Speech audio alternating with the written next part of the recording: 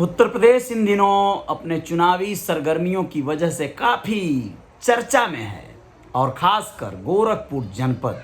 आप लोगों को बताना बहुत ज़रूरी है कि गोरखपुर या यूं कहें कि पूर्वांचल की सीटों पर चौथे चरण का चुनाव कल होना है और पाँचवा चरण यानी कि 3 मार्च को पाँचवा चरण हो जाएगा। उसके बाद मतगणना शुरू हो जाएगी और प्रत्याशियों का जो भविष्य है वो चुनावी बक्सों में बंद हो जाएगा, बैलेट बॉक्स में।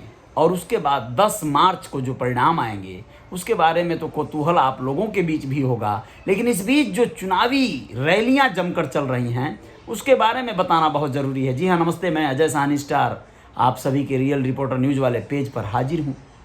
और गोरखपुर में एक ऐसी शख्सियत का पदार्पण हुआ जिसे देखने के लिए एक बहुत बड़ी भीड़ का जमावड़ा उमड़ा। ये बात अलग है कि वो लोग काफ़ी निराश हुए जो लोग उस शख्स को पहली बार देखने आए थे। उस शख्स को आप भी बहुत अच्छी तरह जानते हैं, जिसने विगत वर्षों में अपनी धाक, अपनी शक्ति का एहसास कराया पूरे देश को, या यूं कहें कि पूरी दुनिया को। अरविंद केजरीवाल की बात कर रहा हूं, दिल्ली के मुख्यमंत्री, आप पार्टी के प्रमुख। आप लोगों को बताना चाहेंगे कि गोरखपुर में विधानसभा की 9 सीटों पर वो अपने प्रत्याशी लड़ा रहे हैं और ख़ासकर गोरखपुर जनपद में जो मुख्य सीट है, शहर की सीट जहां से योगी आदित्यनाथ जी खड़े हैं, वहां से विजय श्रीवास्तव नाम के कायस्थ प्रत्याशी को उन्होंने उतारा है, क्योंकि विधानसभा की उस सीट में कायस्थ मतदाता बहुत ज़्यादा संख्या में हैं। जातीय कार्ड खेलते हुए कहीं ना कहीं केजरीवाल ने अपने प्रत्याशी का चयन तो किया, लेकिन उनके मनीष सिसोदिया जो कि अरविंद केजरीवाल के जगह पर पहुंचे थे, जनसभा को संबोधित करते हुए सबसे ज़्यादा इसी बात पर बल दिया कि भारतीय जनता पार्टी, नरेंद्र मोदी और योगी आदित्यनाथ जाति और धर्म की राजनीति करते हैं। जाति और धर्म की राजनीति के तहत कुछ नहीं बनेगा तो यह लोग अंत में धार्मिक उन्माद पैदा कर देंगे, लेकिन अस्पताल कौन बनवाएगा और कौन विद्यालय बनवाएगा, इन सब विषयों पर चर्चा नहीं करेंगे। चलिए आप लोगों को बताते हैं कि क्या अखबारों ने लिखा है इस संदर्भ में कि अरविंद केजरीवाल गोरखपुर तो नहीं पहुंच सके, लेकिन सहजनवा में उनकी जनसभा जोरदार हुई। लोग बहुत ज़्यादा संख्या में थे अरविंद केजरीवाल को सुनने व देखने वाले।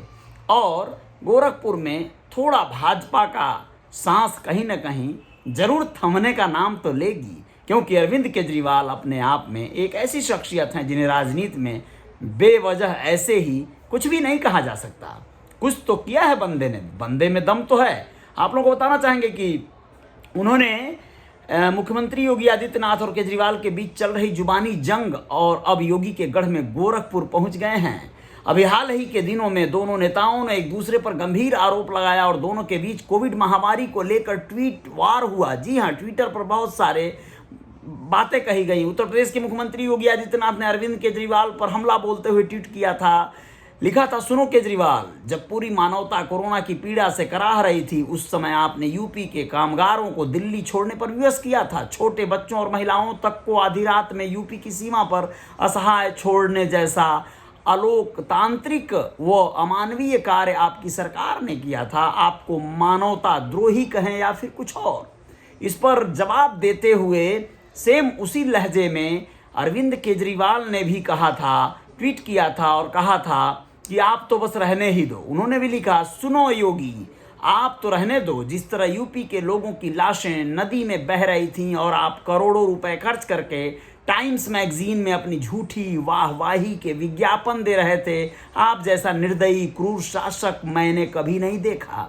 इस तरह के आरोप प्रत्यारोप के बीच क्या हुआ बताना चाहेंगे।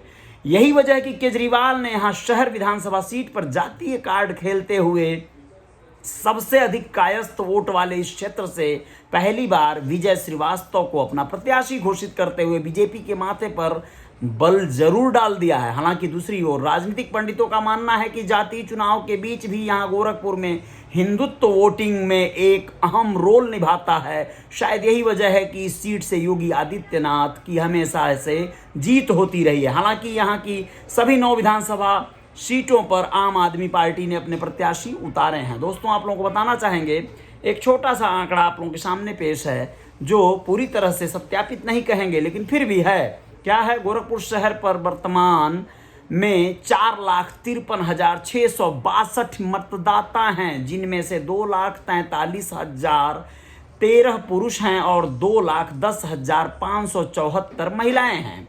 इस सीट पर 95,000 से अधिक कायस्थ मतदाता हैं, जबकि 55,000 ब्राह्मण हैं, 25,000 क्षत्रिय हैं और 50,000 के लगभग मुस्लिम मतदाता भी हैं। वैश्य मतदाता की संख्या भी 50,000 से ज़्यादा है।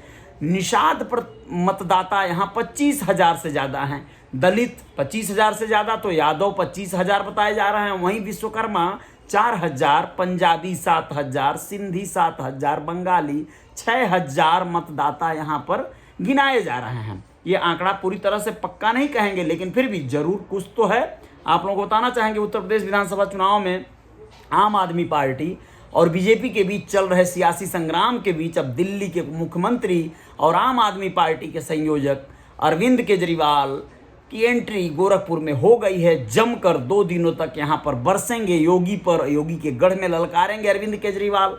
खांसी तो आ रही होगी अभी भी, लेकिन चुनावी माहौल में हो सकता है कि कई लोगों का कफ जमाने का काम कर दें अरविंद। कुछ बोला नहीं जा सकता, नहीं जीते तो हराने का भी बहुत बड़ा गुणवत्ता इनके अंदर है, और दिल्ली में तो इन्होंने सिद्ध ही किया था कि यह वाकई जादूगर हैं। चलिए जो भी हो, अब तो खैर सर पर है चुनाव। आप लोग बने रहिएगा रियल रिपोर्टर न्यूज के पेज पर, और आप लोगों को कुछ और खबरों से रूबरू कराएंगे।